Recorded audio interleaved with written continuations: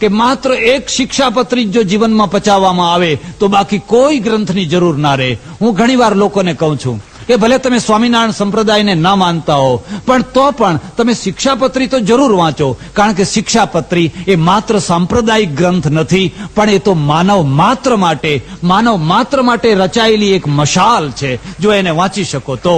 એમણે નિયમ ઉપર શિક્ષાપત્રીની રચનામાં એવા સુંદર સુંદર નિયમો બનાવ્યા, અને આજે હું એમ કહી શકું, બિલકુલ નિર્દ્વંદ ભાવથી એમ કહી શકું કે ભારતની અંદર 20,000 સંપ્રદાયો છે. 20,000.